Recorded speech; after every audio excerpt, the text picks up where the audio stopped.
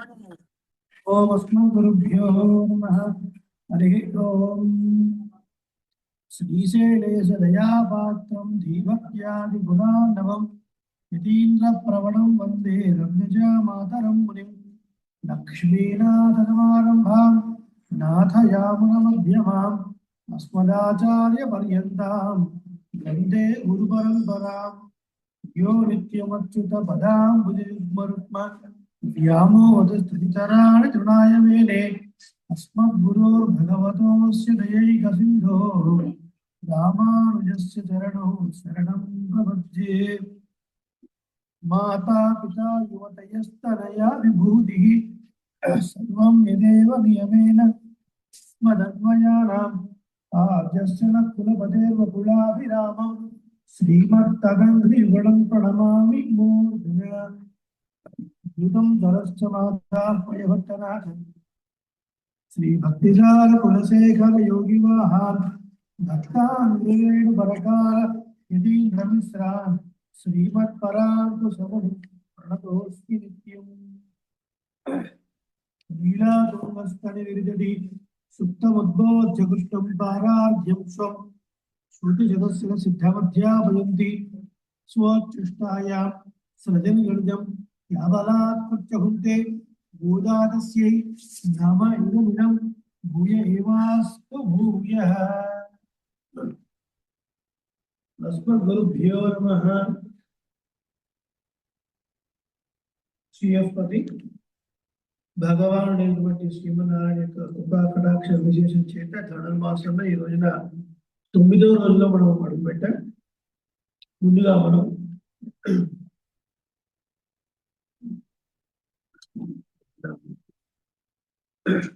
మనం యతిరాజ వింశతి చేద్దాం. నిన్నటి రోజున తని అని చెప్పుకున్నాము, అలాగే ఒక శ్లోకం చెప్పుకున్నాం. ఈ రోజు కూడా దాన్ని రిపీట్ చేద్దాం. యస్తుతిం యతిపతి ప్రసాదినీం యాజహార యతిరాజ వింశతిం తం ప్రపన్న జన చాతకాంబుదం నౌమి సౌమ్యవర యోగి పుంగవం శ్రీమాధవాంఘ్రి జలజద్వయ నిత్య సేవా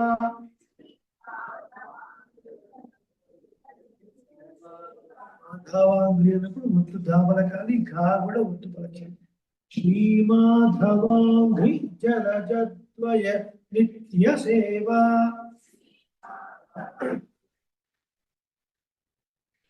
ప్రేమా విలాసయ పరాంకుశపాద భక్తం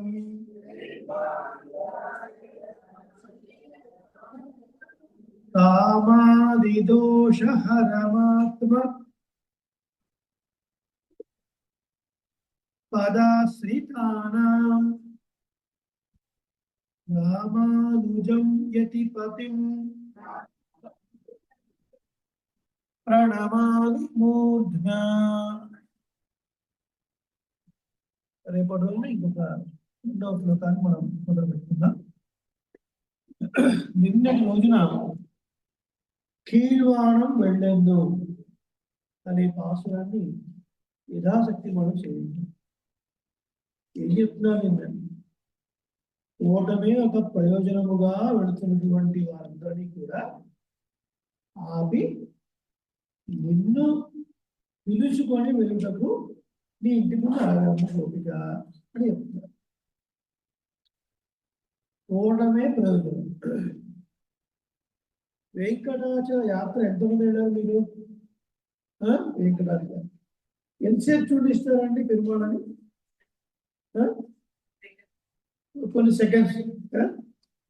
కానీ పోతున్నంతసేపు ఎంత ఆనందం భక్తులతో కలిసి వెళ్తున్నప్పుడు. ఇక్కడ నుంచి ట్రైన్లో వెళ్తున్నంతసేపు ఏదో భగవత్ కథలు, భగవద్ నామాలు, భగవత్ కీర్తనలు. కొండ ఎక్కుతున్నంతసేపు గోవింద నామాలు, ఏవో కొన్ని వృత్తాంతాలు పెద్దలు సేవిస్తూ ఉండడం, వింటూ ఉండడం, చెప్పుకుంటూ వెళుతూ ఉండడం. అదే ఒక ఆనందం. అంటే పరమాత్మను చూడడం మాత్రమే కాదు, పరమాత్మని సేవించడానికి వెళ్ళే మార్గం కూడా ఆనందంగా మనం భావించాలి. సో మనం అది ఆనందంగా ఉంటేనే కదా మనం తలుచుకునేది. మరి ఇబ్బందికరమైన బాధలు కూడా తలుచుకుంటాం మనం. కానీ భగవంతుని యొక్క సేవలో నిమగ్నమైనప్పుడు ఆ భగవంతుని యొక్క పరిపూర్ణ కటాక్షాలు పొందినటువంటి భాగవతోత్తములను సేవించడంలోనూ మనం ఆనందాన్ని కలిగి ఉంటారు. ఆ మార్గంలోనూ ఆనందాన్ని కలిగి ఉంటారు కదా. మన పెద్దలు చమత్కారం మాట చెప్తారు. ఇప్పుడు దుఃఖకరమైన మార్గాలు కూడా ఉంటాయి. దుఃఖకరమైనటువంటి లంబు జంబు అని ద్రాడనము. ఏం పేరు? లంబు అన్నవాడు తమ్ముడు, జంబు అన్నవాడు అన్నయ్య అంటున్నాం. ఓడి 90 సంవత్సరాలు. ఎవరికి? లంబు అనేవాడు. జంబు అనేవాడికి 98 సంవత్సరాలు. ఈ లంబు అనేవాడు పరామర్శించాడు 90 సంవత్సరాలు. ఓ బంధువులందరూ వెళ్ళారు, ఆ కార్యక్రమాలను చూసుకున్నారు, పరామర్శించారు, అయిపోయింది. ఈ వచ్చినప్పుడు ఈ జంబు అనే అన్నయ్య దగ్గరికి వచ్చి బోరు ఏడుస్తున్నారు వీళ్ళంతా. ఎవరు? బంధువులంతా.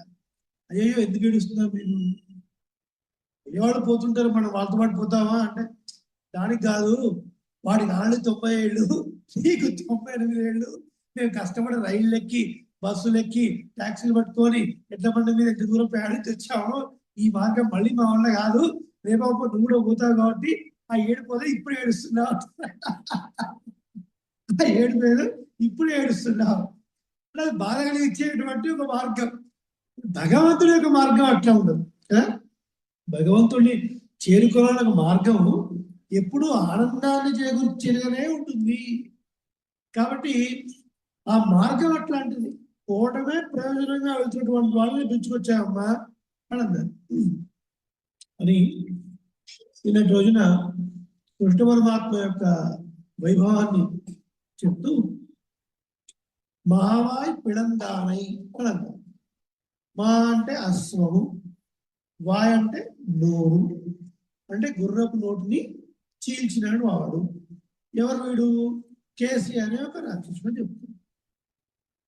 గుర్రం అంటే ఏమిటి? గుర్రం అంటే ఇంద్రియాలు అని మనకు ఉపనిషత్తు చెప్తుంది.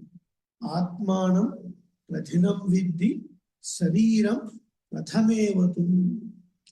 ఆత్మ అనేది రథికుడు, శరీరం ఒక రథం. ఇంద్రియాని హయాన్యాహు.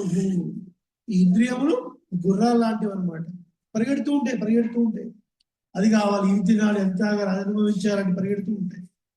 మరి అలా పరిగెడుతున్నటువంటి ఇంద్రియాల కళ్ళే వెయ్యాలి అంటే బుద్ధి సహకరించి ఆ పగ్గాలు పరమాత్మ చేతిలో పెట్టారు. పరమాత్మ చేతిలో పెట్టారు. కాబట్టి ఇంద్రియాల యొక్క పరుగులే ఆ గుర్రాలు. వాటిని చీల్చడం, వాటి యొక్క నోటిని చీల్చడం అంటే అదొక ఇంద్రియాలన్నింటినీ కూడా పరమాత్మ పరంగా పెట్టగలిగినప్పుడే మనకు ఆయన లభిస్తాడు అని చెప్పడం అందులో ఉద్దేశం. అటుపైన చాణూరుడు, ముష్టికుడు అని ఒక మల్ల యోధులు తెలుపబడ్డారు. ఈ మల్ల యుద్ధం పరమాత్మ ఎట్లా చేశాడని భాగవతంలో సుఖమాస అద్భుతంగా వర్ణిస్తాడు.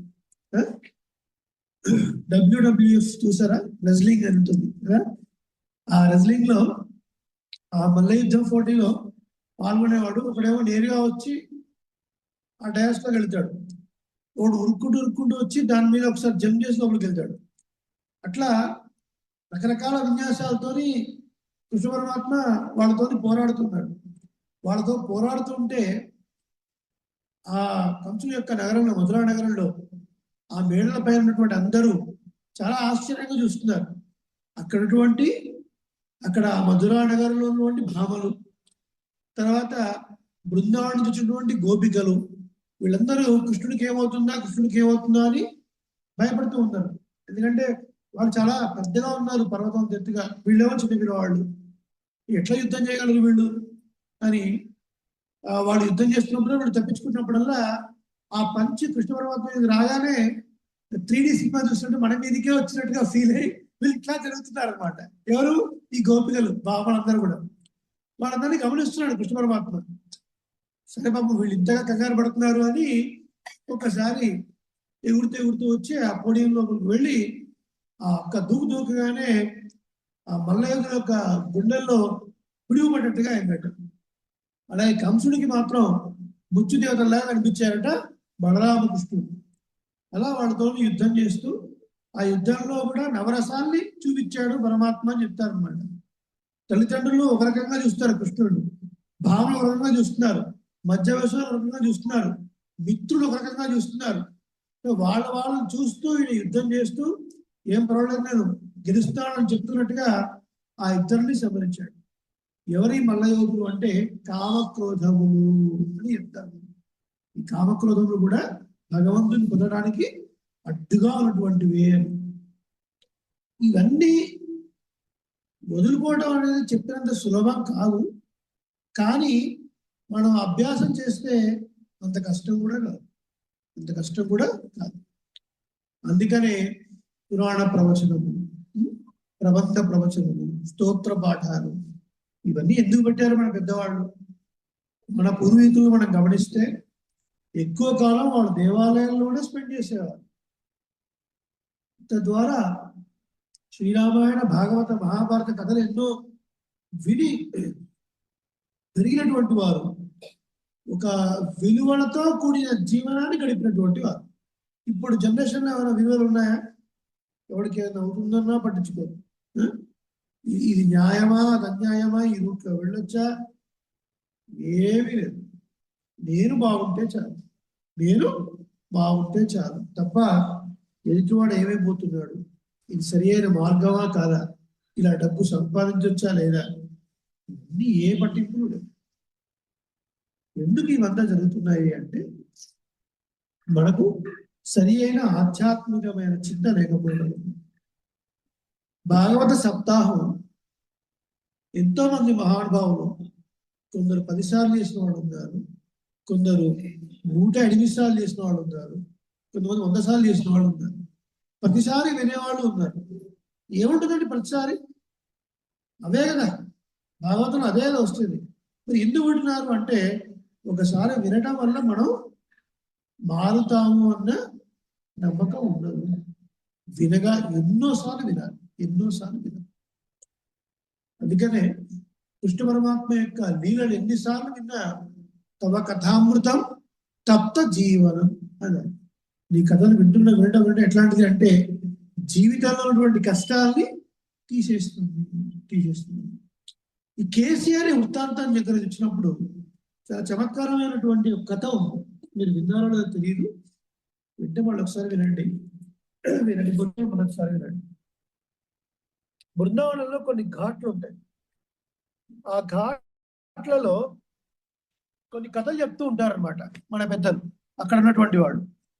ఆ కథలు ఏం కథలు అంటే కేసీ అనే రాక్షసుడిని ఇదిగో ఇక్కడే సంహరించాడు, ఇలాంటి కొన్ని వృత్తాంతాలు చెప్తుంటారు. ఆ వృత్తాంతాలు ఉంది. మరిగంట స్వామి వినపడుతుందా మాట? వీడియో ఆన్ చేశాను, పర్వాలేదా? ఆ వృత్తాంతాలు ఏంటంటే మనకు ఏ గ్రంథంలో కూడా వ్రాయబడిన వృత్తాంతాలు అవన్నీ, కానీ అక్కడ చెప్తుంటారు ఈ ఘాట్ దగ్గర ఇట్లాంటి జరిగినాయి. అందులో ఒక చమత్కారమైన వృత్తాంతం, కృష్ణ పరమాత్మకే అందరూ గోపికలందరూ కూడా చక్కగా లడ్డూలు, పిండి వంటలు ఇవన్నీ ఇస్తుంటారు. ఈయన పాపం ఈయనేమో ఒక్కడు ఉంచుకునేవాడు కాదు, అందరికీ ఇస్తుండేవాడు. అయితే ఈయన గ్రూప్ లో ఒక బ్రాహ్మణ బాలుడు, వాడికి కొంచెం తిండంటే బాగా ఇష్టం కదా, బ్రాహ్మణ భోజన ప్రియ అంటారు కదా, కొద్దిగా వాడికి భోజన ప్రియుడు.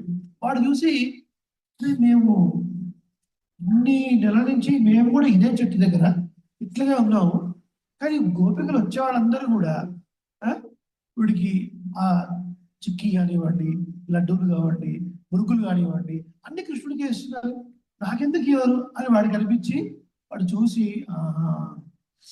కాబట్టి ఏంటి ఇక్కడ ఏంటంటే వీడికి తలలో పిచ్చ ఉంది, ఒంటి మీద ఎర్రటి పీతాంబరం ఉంది, పచ్చ పీతాంబరం ఉంటుంది, ఎర్రటి ఉత్తరీయ ఉంది, రకరకాల మాడలు ఉన్నాయి. ఆ మాడలు కూడా ఏంటి ఏదో శ్రీరామచంద్రులాగా ఒక సిస్టమేటిక్ గా ధరించిన మాడలు అవన్నీ కావు.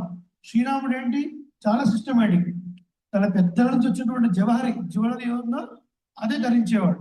ఈయన అట్లా ఈయన ఏది కనపడితే గురిగింత గింజలు ఏవో మాలలాగా వేసుకునేవాడు అనమాట. అదే ఫ్యాషన్. ఈయన ఏం చేస్తాడే ఫ్యాషన్. చూసి ఒరే కృష్ణ నాకు ఇప్పుడు అర్థమైంది, అందరు నీకే ఎందుకు లడ్డూలు ఇస్తున్నా నాకు ఇప్పుడు అర్థమైంది. ఏమర్థమైందిరా నీకు? ఇగో నువ్వు కట్టుకున్న పీతాంబరం, ఆ మాలలు, ఆ నెమ్మది పిచ్చం, ఆ ఫ్లూట్ నాకు ఇచ్చేసారు. మరి వద్దురా నీకు బాగుండదు, అది నాకేదో సెట్ అవుతుంది కానీ నీకు బాగుండదు, నువ్వేదో నా మీద అసూయతో అంటున్నావు కానీ నాకు నాకు తీరాల్సిందని పట్టుబడతావు. వద్దు అని చెప్పినా వినడు.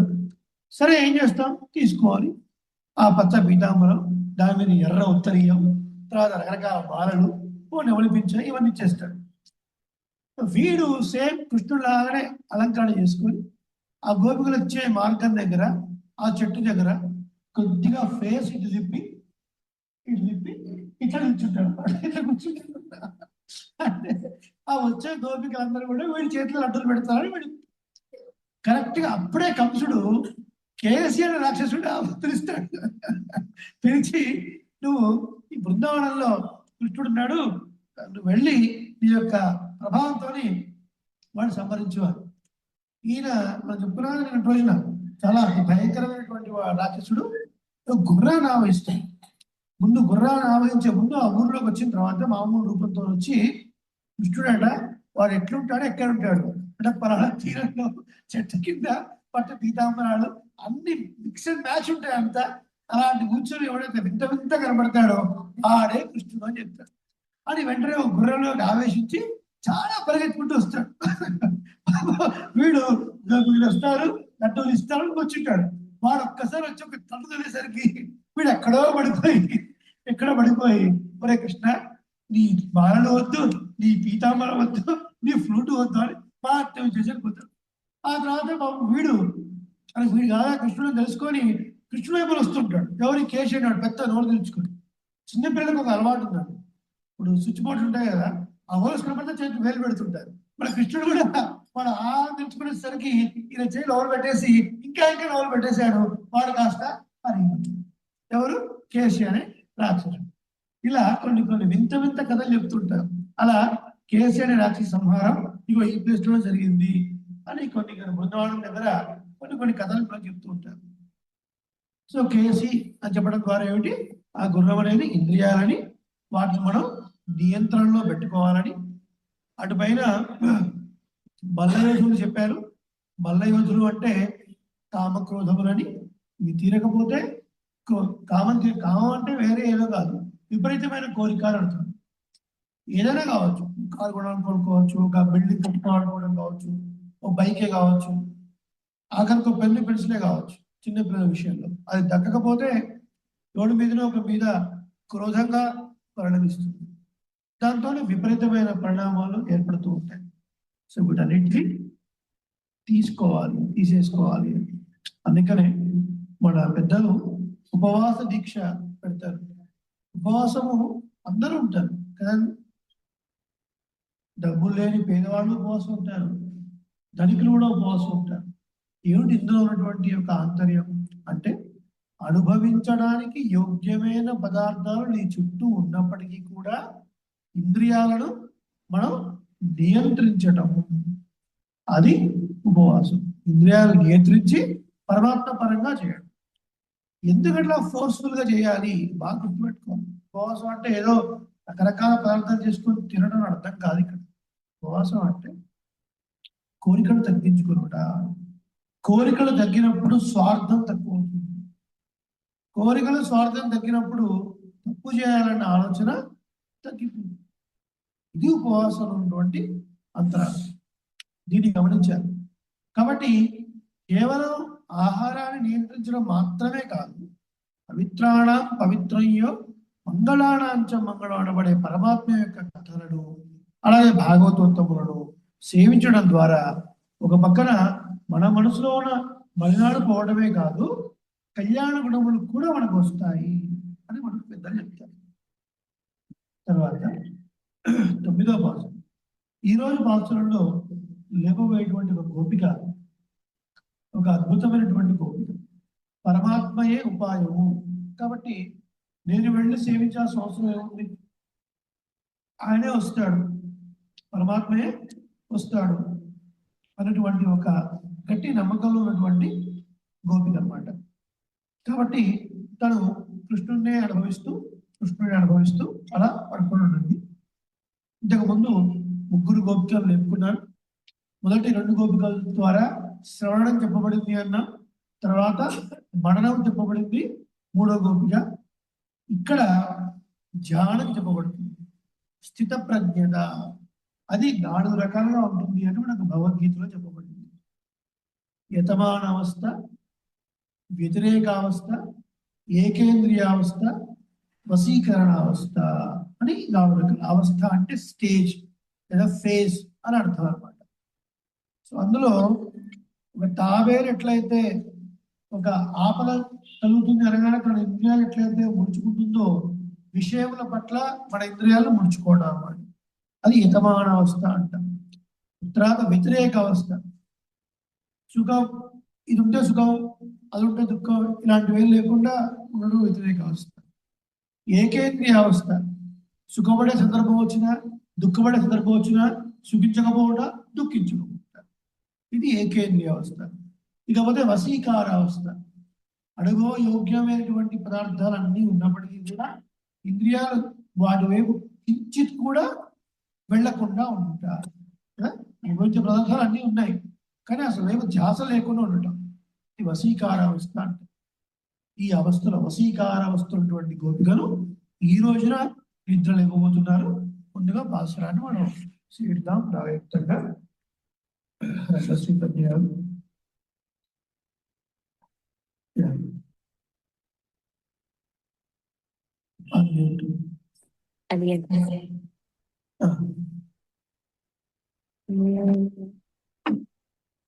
వాటి పాశనం తూమని వాడితే ఇది హిందుస్థానీ రాగంగా పరిగణింపబడ్డా కూడా కళ్యాణికి కర్ణాటక సంగీతంలో కళ్యాణి రాగంకి ఒక హిందుస్థానీ పద్ధతి లేకపోతే హిందుస్థానీ అందాన్ని బాణిని సమకూర్చిన రాగం, దీన్ని హమ్య కళ్యాణి అంటారు. వాటి పాసరం ఆ రాగంలో స్వరపరిచింది. தூமணி மாடத்து சோற்றம் விளக்கேறிய தூமணி மாடத்து சோற்றம் விளக்கேறிய தூமணி மாடத்து சோற்றம் விளக்கேறிய ரூபம் கமல தூயில் அணை மேல் கண்வளரும் தூபம் கமல தூயில் அணை மேல் கண்வளரும்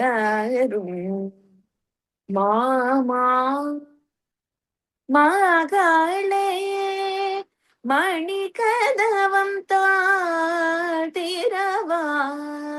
மாமான் மகளே மணி கதவம் தாழ்த்திரவாய் மாமான் மகளே மணி கதவம் தாழ்த்திரவாய்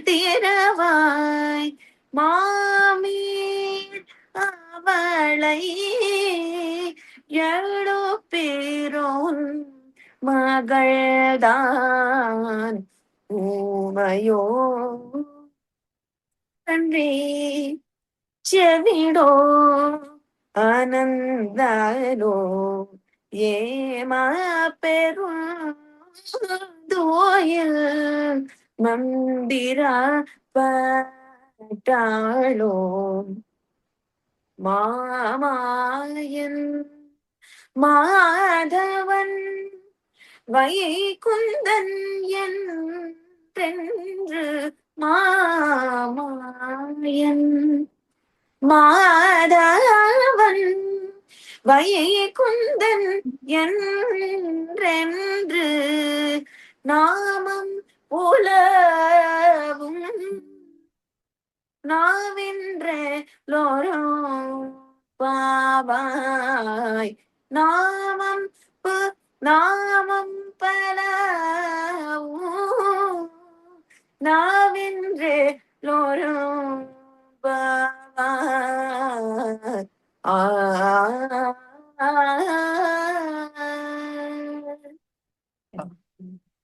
అద్భుతం. చక్కటి గానామృతం, అద్భుతమైన పాఠం. 9వ పాఠం సంఖ్యాపరంగా కూడా ఉపాయ నిష్ఠలో ఉన్నటువంటి గోపిక అంటే ఏమిటి? పరమాత్మనే ఉపాయంగా మనం స్వీకరించాం కదా, ఇంకా మనం ప్రయత్నం చేయడం ఏమిటి? దాన్నే ప్రయత్నం అంతా కూడా. ఆయనే వస్తాడు, కలుస్తాడు అని అధ్యావసాయంలో ఉంది. ఎలా ఉంది ఆమె అని చెప్పే ముందు శాస్త్రంలో ఒక మాట ఉంది మనకి, పరమాత్మని యో రక్త విరక్త అపరమాత్మని అని. పరమాత్మని అనే సంస్కృత పదం, పరమాత్మని యందు అని అర్థం.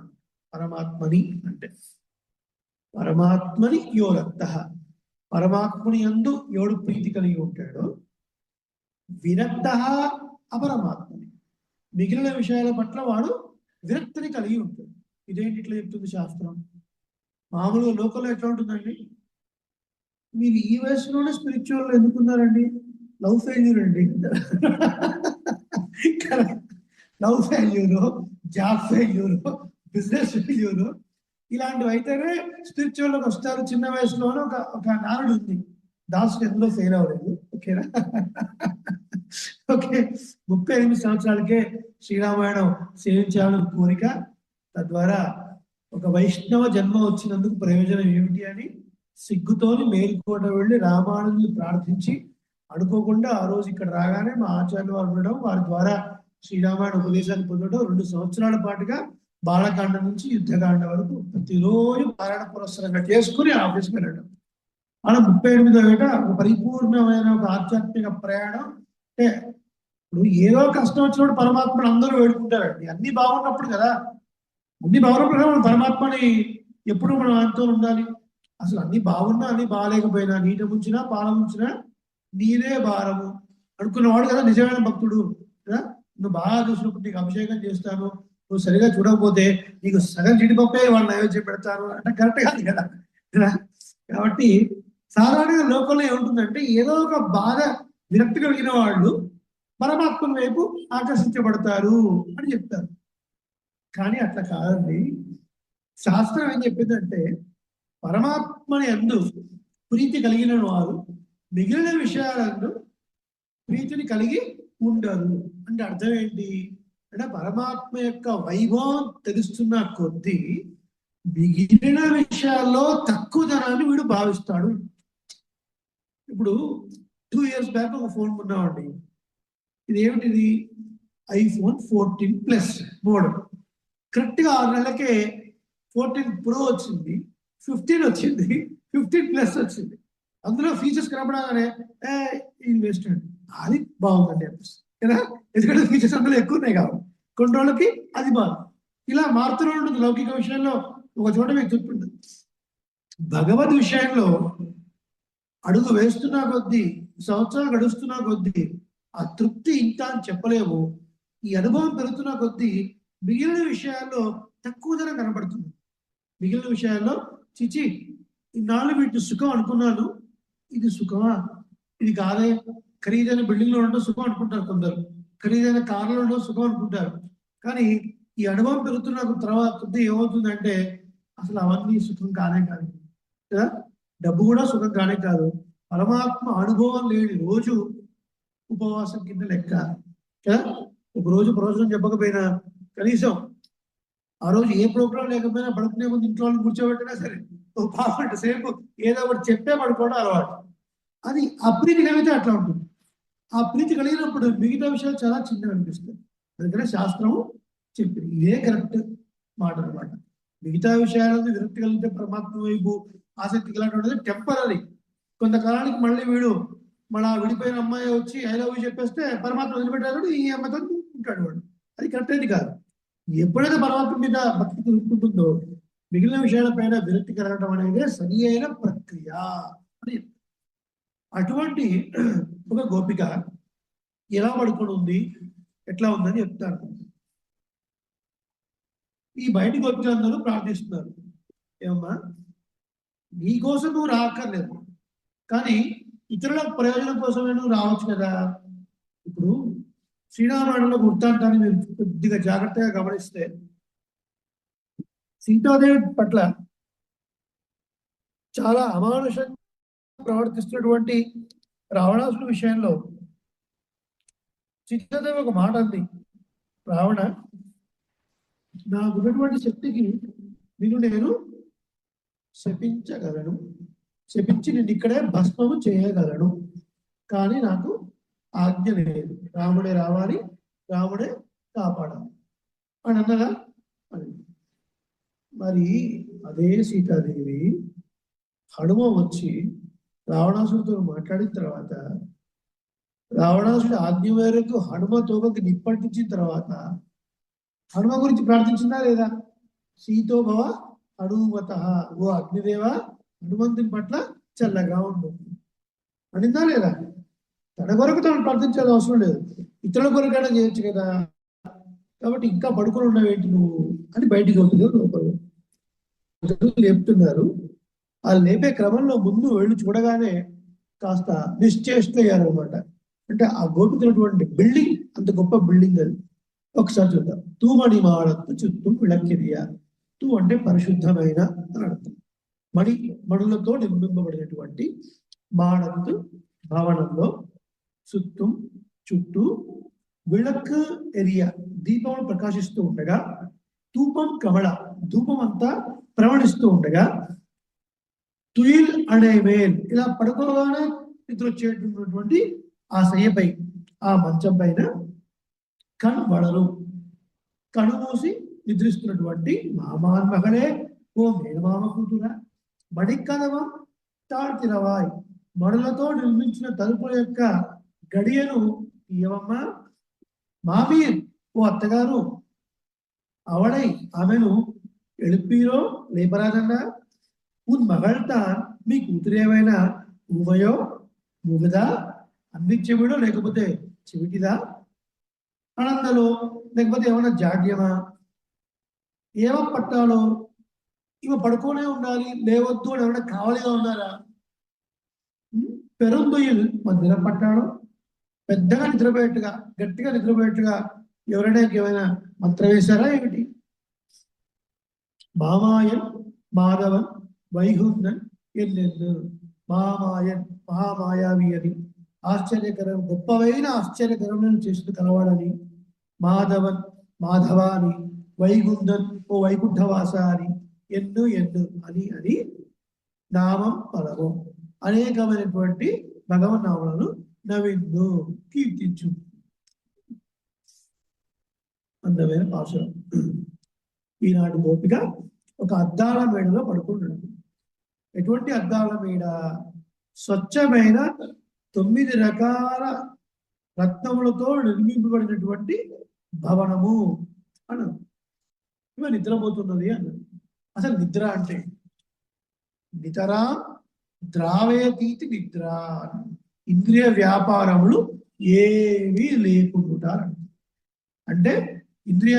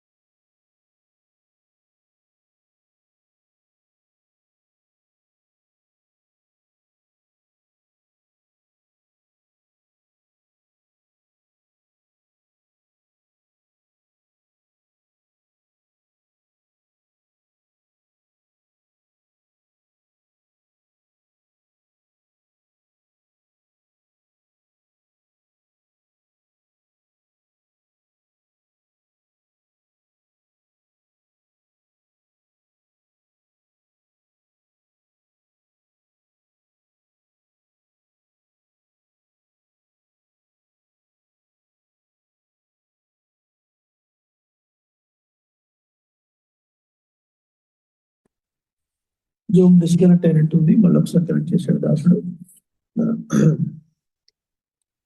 కాబట్టి హృదయ స్థానంలో పురీతత్ అన్న స్థానంలో నిద్రపోతాడు జీవుడు. ఇది నిత్యం జరిగే ఒక ప్రక్రియ, ఇది నిత్యం జరిగేటువంటి ఒక ప్రక్రియ అని చెప్పారు.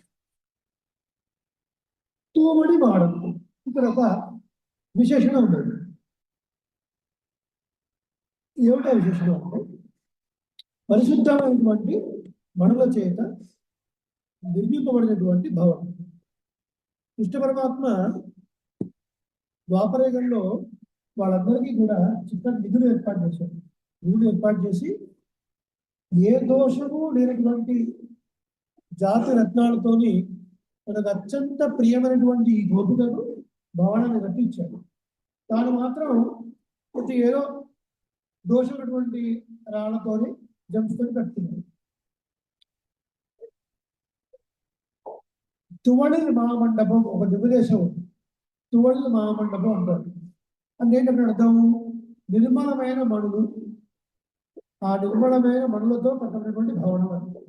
నిర్మలమైన మణులు అంటే ఏంటి, తూమడి పరిశుద్ధమైన మణులు అంటే ఏంటి అంటే కొన్ని రత్నాలు అవి దొరకడమే ఏ దోషము లేకుండా ఉంటాయి, వాటిని పరిశుద్ధమైన రత్నాలు అంటారు.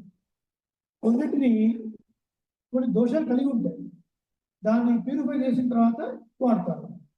పరమాత్మ కొన్ని దోషాలు ఉన్నటువంటి మణుల్ని ప్యూరిఫై చేసుకొని తాను భవనం కట్టుకోడు, కానీ ఈ గోపికలు మాత్రం పరిశుద్ధమైనటువంటి మణులతోనే భవనాన్ని నిర్మించాడు. అంత గొప్పదైనటువంటి భవనం. ఇది విన్నప్పుడు మణులతోని బిల్డింగ్ కట్టడం. ఇప్పుడు ఐటీ కారిడార్లో గ్లాస్ బిల్డింగ్స్ చూస్తాం మనం కదా. గ్లాస్ బిల్డింగ్స్ ఉంటే సమ్వాట్ ఓకే. మణులు అంటే ఇంత చిన్న డైమండ్ కొన్ని లక్షల రూపాయలు, కోట్ల రూపాయలు ఉంటుంది కదండి. మరి ఎంతెంత పెద్ద మణులు అయి ఉండాలి అంటే ఇలా చెప్పడం గుర్తుందా అంటే మీరు ఒకసారి ఆలోచించండి. మీలో హంపీకి వెళ్ళిన వాళ్ళు ఎంతమంది? హంపీ వెళ్ళారా? వాళ్ళిద్దరు వెళ్ళారు. అక్కడ విజయ సామ్రాజ్యం ఉన్నప్పుడు వీధుల్లో రత్నాలు రాసుల్లో పోసేవాళ్ళని విన్నారా?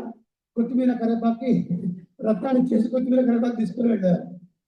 అంటే ఇక్కడి నుంచి బ్యాక్ వెళితే ఒక 800 సంవత్సరాలు 900 సంవత్సరాలకే అంత సుసంపన్నంగా ఉంటే భారతదేశం ఎప్పుడో 500 సంవత్సరాల క్రితం ద్వాపర యుగంలో ఇంకెంత సుసంపన్నంగా ఉండాలి కదా. కాబట్టి ఇది పాజిటివ్. ఇప్పుడు అటువంటి మణులతో తిరిగిపడినటువంటి మెడలు ఉన్నటువంటి గోపిక ఏం తెలియజేస్తున్నాయండి మనులు అంటే భగవంతుడికి మనకున్నటువంటి 9 రకాల సంబంధాలు మనకు తెలియజేస్తుంది. ఏమిటో 9 రకాల సంబంధాలు ఒకసారి గట్టిగా మీరు కూడా చెప్పండి. ఎలా చెప్పు? సరే, పితృ పుత్ర భావము చెప్పండి గట్టిగా. పితృ పుత్ర భావము, రక్షక భావము, శేషి భావము, భర్తృ భార్యా భావము, జ్ఞాతృ జ్ఞేయ భావము, స్వస్వామి భావము, ఆధార ఆధేయ భావము, శరీర ఆత్మ భావము, భోక్తృ భోగ్య భావము. నవరత్నాలు లాంటి వడులతో నింపబడిన భవనము అంటే భగవంతుడితో మనకున్నటువంటి ఒక్క సంబంధం ఉంటేనే మనం మానవుల్లో వాటిని వదులుకోలేకపోతున్నాం.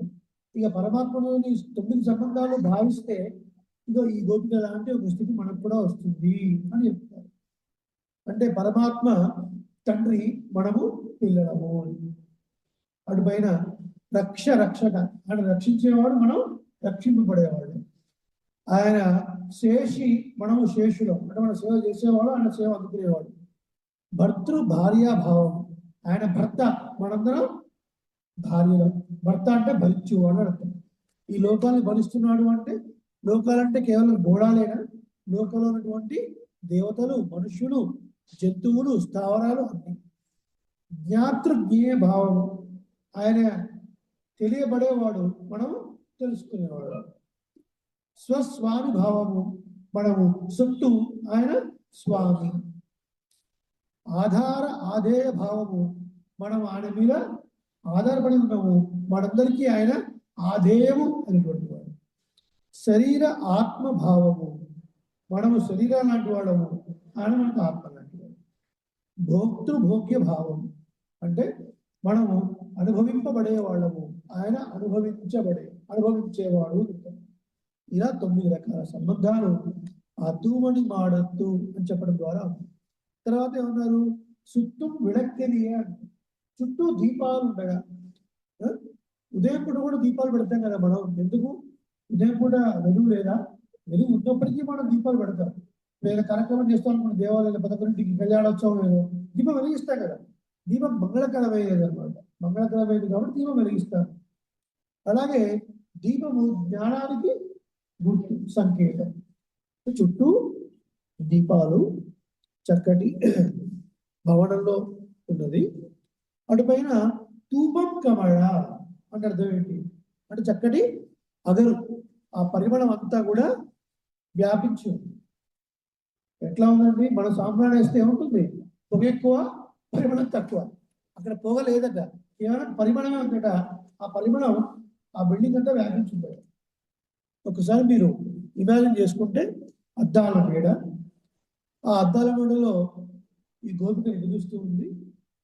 అందమైనటువంటి ఒక శయ్య అంటే పరుపు, ఎటువంటిది ఇలా ముట్టుకుంటే చాలా నిద్ర వస్తుంది అన్నమాట. అటువంటి ఒక పరుపు, చుట్టూ దీపాలు ఉన్నాయి, చక్కటి అగరు వాసన. ఒక ప్రియుడిని ఎడబాసినటువంటి ప్రియురాలికి ఆ పర్ఫ్యూమ్ స్మెల్ ఇవ్వండి చాలా కష్టం భరించడం, ఇవన్నీ కూడా కదా. ఎందుకంటే ఎప్పుడు ఆనే తలుచుకుంటూ ఉంటుంది కాబట్టి ఆ ఫ్రాగ్రెన్స్ భరించడం చాలా కష్టం. అయినప్పటికీ కూడా వాటితో ఏమీ పట్టనట్టుగా, వాటి మీద ఏమీ వ్యామోహం లేనట్టుగా ఆ గోపిక పడుకోడు.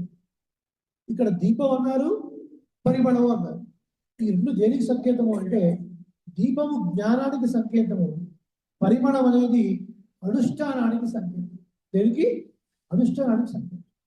జ్ఞానము అనుష్ఠానము రెండు తప్పనిసరి. కాళ్ళు కళ్ళు లాంటివి అన్నమాట కదా. కళ్ళు బాగా కనపడుతున్నాయి కానీ ఆ ప్రదేశానికి వెళ్ళాలి అంటే కాళ్ళు పనిచేయటం లేదు, ఉపయోగం లేదు. కాళ్ళు శుభ్రంగా పనిచేస్తున్నాయి, పరిగెట్టగలవు, కానీ ఆ ప్రదేశాన్ని చూడాలంటే టార్గెట్ని కళ్ళు లేవు, ఉపయోగం లేదు. రెండు ప్రధానం. ఏదో ఒక్కటి ఉంటే మనకు పరిపూర్ణం కాదు. జ్ఞానం ఉండాలి, అనుష్ఠానం ఉండాలి. కాబట్టి ఆ జ్ఞానం అనుష్ఠానం ఇక్కడ చెప్పబడుతున్నాయి అన్నమాట. సో అటువంటి గోపిక అయితే తూయిలనేవి కనబడదు. మామాన్ మహళే, ఓ మామ కూతురా అని సంబోధిస్తున్నారు. ఎందుకంటే ఇట్లా సంబోధిస్తున్నారు ఇవాళ ఈ గోపికని అంటే, భాగవతోత్తములతోని ఒక సంబంధాన్ని మనం ఆశించాలట. ఇది మనకు ఆశించాలట కాదు, ఆశించాలి. ఇది మనకు సంప్రదాయంలో పెద్దలు చెప్తారు.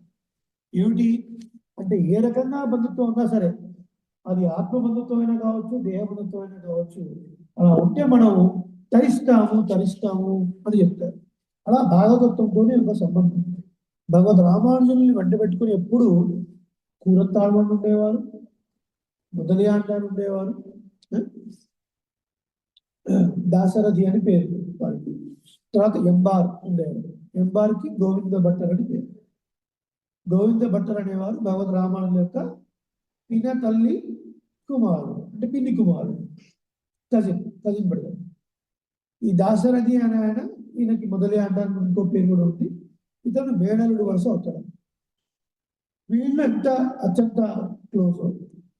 మన కూరతల్వాడు కూడా అంతే క్లోజ్ భగవద్ రామానుజు గారు. కానీ కూరతల్వాడు వరకు ఒక లోపం ఎప్పుడు ఉంటుండేట. వాళ్ళలాగా నాకు కూడా దేహబంధుత్వం లేదే రామానుజుతో. రామానుజులకి ఒకరేమో అల్లుడు వరుస, ఒకరేమో బ్రదర్ వరుస. కాబట్టి ఆ దేహబంధుత్వంతో అంత క్లోజ్గా ఉన్న కొద్దిగా ఆంతరంగిక కైంకర్యం, ఒక పక్క సర్దడము, సాపాటు పెట్టడము, ఇలాంటివన్నీ వాళ్ళే చేసేవారు కదా. అయ్యో ఈ భాగ్యం నాకు దక్కలేకపోయింది అని అంత అంతరంగికమైనటువంటి కురతాల్వాడు కూడా ఒక దేహబంధుత్వాన్ని కోరుకున్నాడు. దేహబంధుత్వము త్యాజ్యమా పరిగ్రాహ్యమా అంటే స్వీకరించాలా వదిలేయాలా? దేహబంధుత్వాన్ని కోరుకోవాలా వద్దా అంటే దేహబంధుత్వాన్ని కోరుకోవాలి, దేహబంధుత్వాన్ని వదిలేయాలి. రెండు మీరే ఎట్లా అండి? అవునండి, భగవత్ సంబంధానికి అడ్డుపడే దేహ బంధుత్వాన్ని వదిలేసేయండి. భగవత్ సంబంధానికి ప్రేరణ చేసేటువంటిది ఎవరైనా పెద్దలని మన ఒక దేవతతో వారితో ఏర్పాటు చేసుకోవాలి. తమిళనాడులో మీరు ఎక్కడికి వెళ్ళినా బటర్ స్వామి ఏమంటారు తెలిసిన మామ మామ అంటారు. తమిళనాడు ఎక్కడికి వెళ్ళినా మామ అది కాంచుకో, మామ ఇది కాంచుకో. మన సైడ్ కూడా పెద్దల్ని మనం మామయ్యను, పెదనాన్న గారను, తాతగారను తీసుకుంటాం. చిన్నప్పుడు మిర్యాలలో ఆంజనేయ స్వామి దేవాలయంలో మా తాతగారి సహాయంగా చిన్న మడిగట్టుకొని తీర్థం ఇస్తుంటాడు. అప్పుడు అందరూ నన్ను పట్టుకుని తాతగారు తాతగారు పిలిచేవారు అనమాట. మీ తాతగారు ఏంటి అటువంటి కాదు, కానీ అదేదో ఒక ప్రేమ, అట్లా ఒక బంధుత్వం. అంటే భావతత్వంతో అర్చక స్వామితో ఒక బంధుత్వం ఉండాలి అని. ఆ బంధుత్వం మనల్ని ఉజ్జీవించడానికి ఒక కారణం ఉండాలి. వాడు భావతత్వంతో కలిసి ఉండుట, వాడు ప్రయాణించిన మార్గంలో ఉండుట, వారితో ఒక బంధుత్వం ఏర్పాటు చేసుకుంటా, అది మనకు ఉజ్జీవడానికి కారణం అని ఈ గోపికని ఓ మగ కూతురా అని సంబోధిస్తుంది గోదాదేవి. మామాన్నగడే సంబోధిస్తూ అంటే ఆ సంబంధాన్ని కోరుకొని మణికరవం తాకిరవాయ్, మణులతో నిర్మింపబడినటువంటి ఆ గడియను తెరువుము అంటే ఏంటంటే ఇక్కడ అన్ని నవరత్నాలు లాంటి మణులతోని ఆ భవనం తయారు చేయమని ఉండడం వల్ల తలుపులేవో గడియలేవో తెలియకుండా ఉన్నాయి. కాబట్టి ఆ గడియ తెరువుము అని బయటకు వచ్చి ప్రార్థిస్తూ ఉంటే లోపల గోపికలు మీరు వచ్చి తలుచుకోలేరా అంటే ఏమిటట ఆ గడియ తెరవడము అంటే ఏంటి? దేహాత్మ అభిమానం పోగొట్టడం అని అంటారు. దేహాత్మ అభిమానాన్ని పోగొట్టడం అంటారు ఆ గడియ తెరవడము అంటే. మరి ఆ గడియ తీసిన తర్వాత 2 తలుపులు ఉంటాయి కదా, ఆ 2 తలుపులే అహంకారం మమకారం. ముందు అసలు అది పోవాలంటే ముందు ఈ దేహాత్మ అభిమానం పోవాలి. మనందరికి ఏమిటి పేర్లు అంటే దేహాత్మ అభిమానులు అంటే దేహమే ఆత్మ అనుకునేవారు, ఆత్మ అనేది ఇంకొకటి ఉన్నది అన్న జ్ఞానం లేని వాళ్ళము అర్థం. అలా ఒకవేళ ఉంటే చిన్న వాడికి మనకు కోపాలు వస్తాయి. ఒకరు ఏదైనా ఒక మాట అనగానే వెంటనే రియాక్ట్ మోడ్లో వెళ్ళిపోతాం మనం. నోరు మంచిదైతే ఊరు మంచిదవుతుంది అంటారు. కానీ వాళ్ళు ఎంత ఇంపేషెంట్ అవుతున్నారు. చిన్న పిల్లల దగ్గర నుంచి పెద్దవాళ్ళ వరకు ఏ విషయంలో కూడా ఓపిక అనేది లేకుండా పోతుంది. సహనం అన్న మాటకి చాలా పీపీఎం లెవెల్స్ అంటారు, పీపీఎం లెవెల్లో పడిపోతుంది. ఒకప్పుడు ఎంతో ఓర్పు ఉండేవాళ్ళండి. మన బామ్మలైనా మన తాతగారులైనా ఎన్నో విషయాన్ని ఓర్చుకున్నారు. కష్ట నష్టాలే కావచ్చు, ఒక మాటే కావచ్చు, ఏదైనా కావచ్చు. ఇవాళ అసలు చిన్న కష్టం వస్తే తట్టుకోరు. మొన్న పేపర్లో ఏదో న్యూస్, భర్త సరిగ్గా సమయం స్పెండ్ చేయట్లేదు అని ఆత్మహత్య. 25 ఏళ్ళ అమ్మాయి, ఆయన ఏదో ఉద్యోగం అట. మరి ఆ ఉద్యోగ బాధ్యతలు ఉంటాయి కదా, 10 గంటలు 11 గంటలు ఉంటాయి. వచ్చాక మరి భార్యతో కొద్ది సమయం కేటాయిస్తున్నాడు. వీకెండ్స్ ఉంటాయి. ఇప్పుడు ఈ ఉద్యోగం కాకపోతే ఇంకో ఉద్యోగం చూసుకుంటారండి. అంత మాత్రానికి చనిపోవాలండి, అంత తొందరపడి నిర్ణయాలు తీసుకోవాలా? ఇక విద్యార్థుల పరిస్థితి చెప్పలేదు. ఇవాళ సొసైటీ ఎట్లా ఉందంటే మనం ఎంత బాగా కాపాడుకుంటున్నా మన పిల్లల్ని బయట వాళ్ళు ఎట్లుంటారో మనకు తెలియదు. మనం బాగానే పెంచుతాం, బయట ఇళ్ళ మీద చెడిపోతున్నారు పిల్లలు. కాబట్టి కొన్ని గుర్తుపెట్టుకోవాలి, ప్రతి వాడి జీవితంలో అకాడమిక్స్ ఎంత ఇంపార్టెంటో ఆధ్యాత్మికత కూడా అంతే ఇంపార్టెంట్. రోజు ఇంట్లో ఏ వయసులో ఉన్న వాళ్ళైనా సరే రోజు రాత్రి పడుకునే ముందరు కుటుంబం అంతా కూర్చోండి ఒక 5 విష్ణు సహస్రనామ శ్లోకాలు చెప్పుకోండి. మీకు రాకపోతే తెలిసిన వాళ్ళకి ఫోన్ చేయండి, అయ్యా చెప్పండి అనండి, మీరు ఫోన్లో చెప్పించుకోండి వాళ్ళతో. ఏదో ఒక శ్లోకం చదవండి, ఆ శ్లోకానికి అర్థాన్ని ముందు పెట్టుకోండి, పిల్లలకు చెప్పండి, మీరు అనుభవించండి, పెద్దల ద్వారా అనుభవించండి. ఇలా దేవాలయాలకు వచ్చి ప్రవచనాలు వినడం వల్ల మీరు కొన్ని విషయాలు తెలుసుకుంటారు, మీరు ఇంట్లో కొంత పంచుకుంటారు. అలా భగవంతుని యొక్క కళ్యాణ గుణాలు ఏ ఒక్క శ్రీరామనవమికో, ఏ గోకులాష్టమికో, ఏ గోదా కళ్యాణానికి చూసుకుని దుర్గొనిపోయేవి కావు. అలా ఉండడం వల్లనే ఇవాళ ఇప్పుడు హైందవ సంస్కృతి ఈ స్థితిలో ఉంది. మన పురాణాల మీద మనకు పట్టలేదు, మన రామాయణాల మీద మనకు పట్టలేదు. ఎవడు ఏది చెప్తే ఇవాళ ప్రతివాడు గురువు అయిపోవాలని ట్రై చేస్తున్నారు కదా. యూట్యూబ్లో ప్రతివాడు బొట్టున్నవాడు, బొట్టు లేనివాడు, వేదం చదువుకునేవాడు ప్రతివాడు చెప్పడమే. యూట్యూబ్లో వచ్చేసి, ట్విట్టర్లో వచ్చేసి ఎవడు ప్రమాణం? అసలు వాడి బతుక్కు ఎప్పుడైనా ఒక ఆచార్య దగ్గరికి వెళ్ళి ఒక గ్రంథాన్ని సేవించాడా? పెద్దల్ని సేవించేటువంటి లక్షణం వాడికి ఉందా? ఒక కట్టు బొట్టు ఒక పరంపర ఏదైనా ఉందా? ఏమీ లేదు. ఎవడు ఏం చెప్తే అది వినటమే గుడ్డిగా. అది మళ్ళీ వచ్చి మనం వచ్చి అడగడం అనమాట. ఏమండి రావణాడు యుద్ధం అయిపోయిన తర్వాత రాముడుండి లక్ష్మణుండి, ఓ లక్ష్మణ నువ్వు వెళ్ళి రావణాసు దగ్గర కూర్చోరా, నీకు కొన్ని విషయాలు చెప్తాడు అని రావణుడు అన్నాడు. అంత దిక్కుమాల స్థితిలో ఉన్నాడంటే లక్ష్మణస్వామి. వాడు పరమ దుర్మార్గుడు రావణాసుడు. వాడు యుద్ధం అయిపోయి వాడు పడిపోయిన తర్వాత రాముడు అన్నట్ట, లక్ష్మణుడు నువ్వు వెళ్ళి కనుక్కో అంటే రావణాసుడు వీడికి ఏదో నీతులు బోధించాట. ఇది దయాలు వేదాన్ని వల్లవేయడం అంటే ఇది అర్థం. ఇదన్నిటికీ కారణం మనమే. అసలు ముందు బొట్టు పెట్టుకోవడంతో మన సంప్రదాయం మొదలవుతుంది. మీరు ఏ సంప్రదాయంలో ఉన్నా ఆ సంప్రదాయం ముందు బొట్టు పెట్టుకోవడం నేర్చుకోండి, మీరు పెట్టుకోండి. పెద్దరింటికి వచ్చినప్పుడు లేచి నిలబడి నమస్కారం చేయడం అలవాటు చేయండి. మీరు చేయండి, పిల్లలతో చేయండి. అప్పుడు ఈ దురవస్థ మనకు తగ్గుతుంది. ఇప్పుడు దేహమే ఆత్మ అన్న భావం అది పోవాలంటే మనం పోగొట్టుకుంటే పోయేది కాదు. అది పెద్దల యొక్క శ్రీ సూక్తులు వినగా వాళ్ళ ఆచరణ చూడగా మనకు పోవాల్సిందే తప్ప మన వల్ల అయ్యే పని కాదు. కాబట్టి ఓ గొప్పిగా మాకు తెలియదమ్మా, నువ్వు వచ్చి తీయాలి అతను అని అంటారు. మామీర్ అవళ ఎడుపీరో ఈ లోపల అరే మనవుతున్న భవనం కదండి, వాళ్ళ గోపిక వాళ్ళ అమ్మగారు అనిపించినట్టున్నారు వీళ్ళకి. ఓ అత్తగారు మీరేనా చెప్పండి, మీరేనా చెప్పండి అని. సంప్రదాయంలో అమ్మగారికి ఉపాయాంతర నిష్ఠ అంటే బ్రహ్మాళ్ళ వాళ్ళ యొక్క తిరువాముది చేయించిన వాళ్ళకి అర్థం అవుతుంది. ఇక్కడ చెప్పినా కూడా ఉపయోగం ఉంటుంది కాబట్టి దాన్ని దాటేద్దాం. మామీర్ అవళ ఎడుపేరు, ఓ అత్తయ్య గారు మీరైనా కాస్త లేపండి ఆమెని అంటారు. అంటే భగవంతుడే ఉపాయము అని విశ్వసించినటువంటి ఈమె భగవంతుడే వస్తాడులే అన్నట్టుగా పడుతుంది. కాబట్టి మీరు కూడా దాన్ని సమర్పిస్తున్నారేంటి, మీరు లేపండి, మీరైనా లేపండి అని బయట గోపికలు అన్నారు. అప్పుడు అత్తగారు అంటుంది, తనని కీర్తించడం కాదు, మీరు పరమాత్మను కీర్తించండి. అయ్యో కీర్తించాము, ఇప్పటిదాకా పాంచరాత్రము చెప్పాము, శ్రీరామాయణము చెప్పాము, భాగవతము చెప్పాము, ఇవన్నీ కీర్తిస్తూనే ఉన్నాం, అయినా లేవడం లేదు. భగవతాన్ ఊమయో కోపం వచ్చింది వీడికి బయటటువంటి గోపికలు.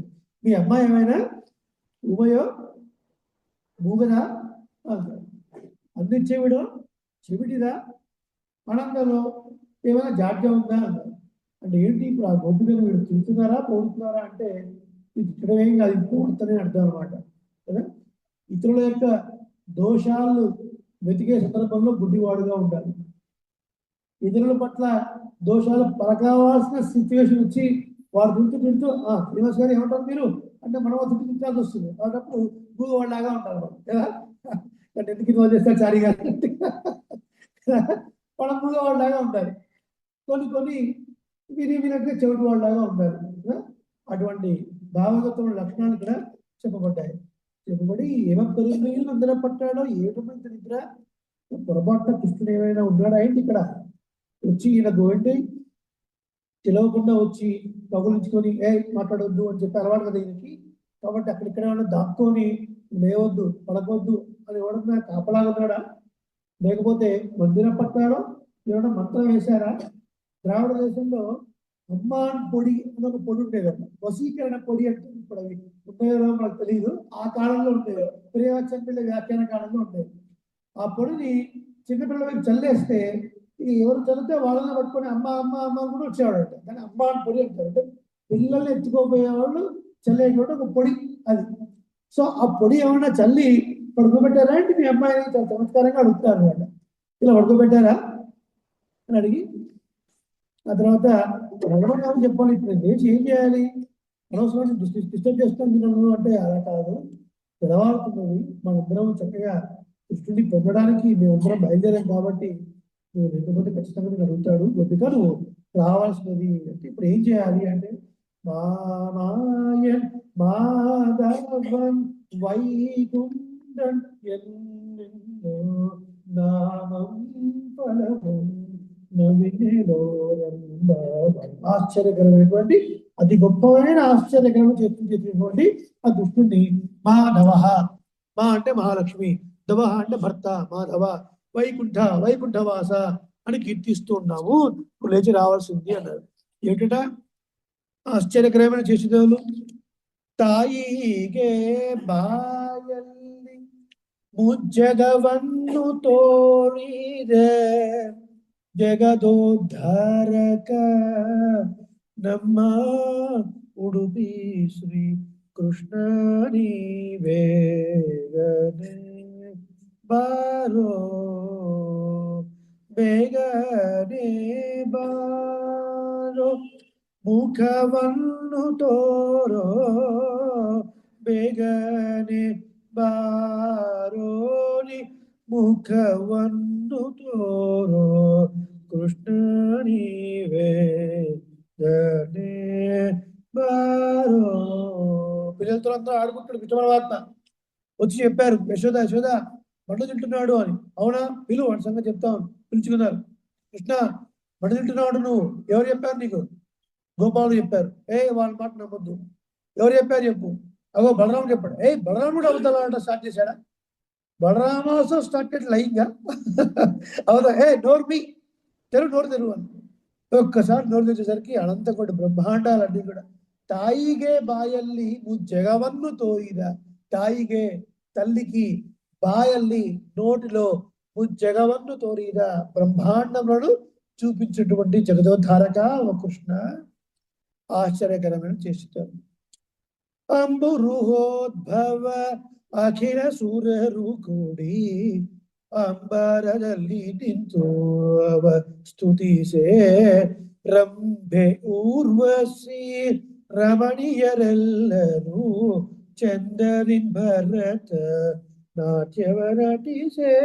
చాలా విషసర్పాలు అవన్నీ కూడా యమునలో ఉన్నాయి. అటువైపే వెళ్ళొద్దు అని చెప్పినా కూడా అందులోకి వెళ్ళి ఒక పెద్ద చెట్టును ఆసరాగా తీసుకొని ఒక్కసారి దూకి ఆ కాళీయుడి యొక్క మండలంపై నాట్యం చేసి వాడి గర్వానంతా ఆడిచినటువంటి కృష్ణ పరమాత్మ.